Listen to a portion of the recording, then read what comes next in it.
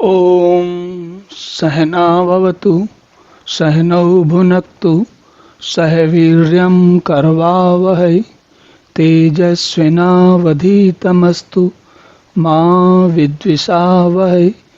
ओम शांति शांति शांति। हरि ओम।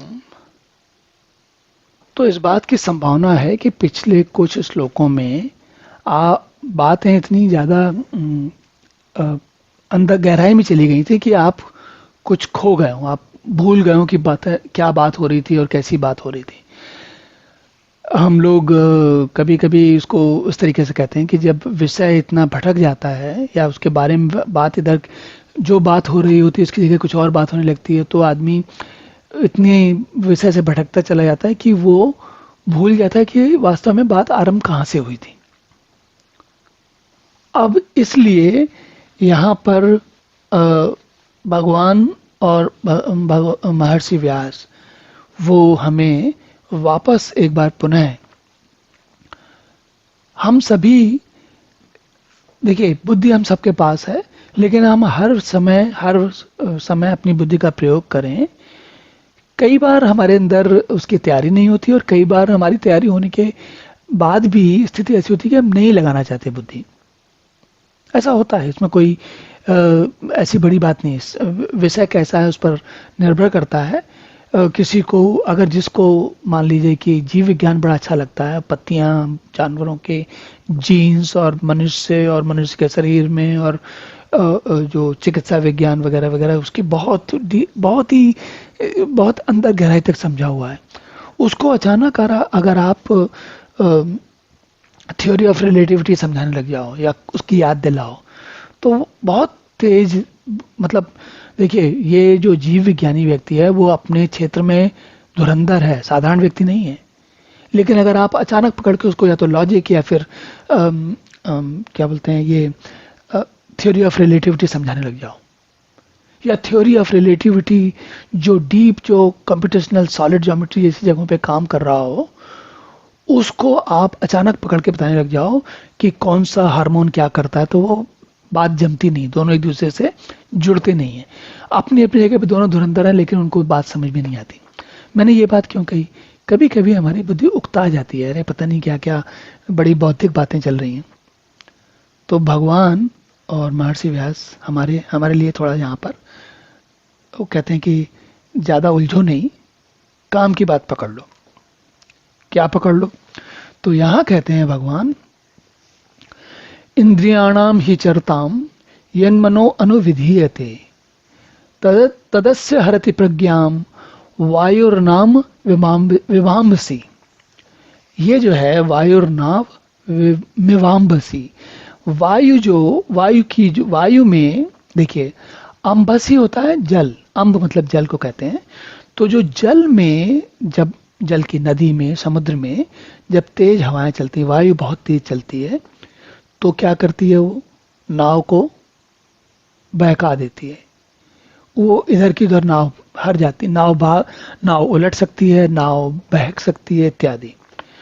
तो ये बात, इस उदाहरण को लेकर वायुर नाव मिवाम्बसी का उदाहरण लेकर भगवान कहते हैं कि जैसे जल में, बड़े जलाशय में, समुद्र में हवाओं के चलने से नावें, समुद्र के जहाज भटक जाते हैं, इधर उधर रास्ता खो जाते हैं अपना, उसी प्रकार अब यहाँ क्या है, कारण केवल हवा है, हवा एक कारण है बस, और कोई कारण नहीं है।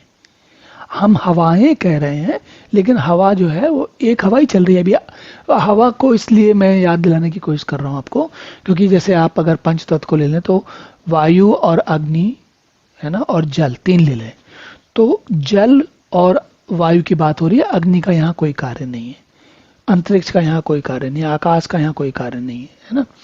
तो अगर वायु जो है वो जल में इतने हिलोर लाती है कि नाव भटक जाती है। भगवान यहाँ पर ये हमको बता रहे हैं कि मनुष्य के जीवन में एक इंद्रिय, कोई दृश्य आपको बहुत अच्छा लगता है, कभी कभी जैसे जीवन में आपने देखा होगा किसी को कोई पहाड़ या कहीं नदी या कोई झरना, उसका दृश्य बड़ा अच्छा लगता है और वो बार बार उसका मन करता है हम जाके उसको देखें। तो क्या हुआ, यहाँ पर दृश्य, जो दृश्य की इंद्रिय है, नेत्र इंद्रिय, उसका सारा कार्य है। ये व्यक्ति उस दृश्य में आंखों को जो दिखता है उसी में अटका हुआ है। तो भगवान ये याद दिला रहे हैं, एक इंद्री में ये क्षमता है कि वो आपकी नाव को भटका सकती है। तो आयुक्त जो पुरुष है, जो कहीं सही जिसका ध्यान नहीं लगा हुआ है, तदस्य हरति प्रज्ञाम। प्रज्ञाम किसकी? प्रज्ञाम मतलब जो समझदार, बौद्धिक, जो समझदार, वैसे ठीक ठाक समझदार व्यक्ति है, उसकी हरति प्रज्ञा जो है हर ली जाती है।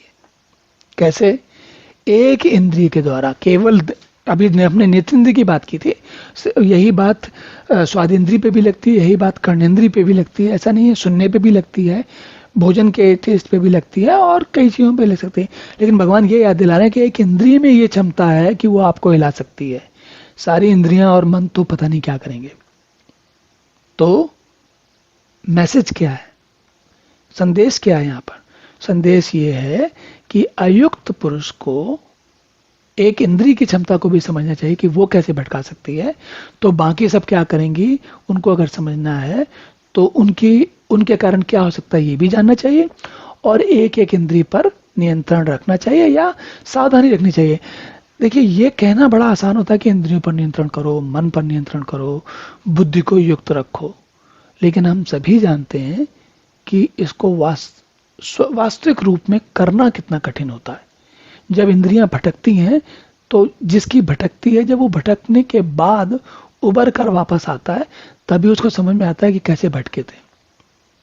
उसके भटकते समय किसी को समझ में नहीं आता, तब तो नाव अब जहां जाना है वहां जा रही है।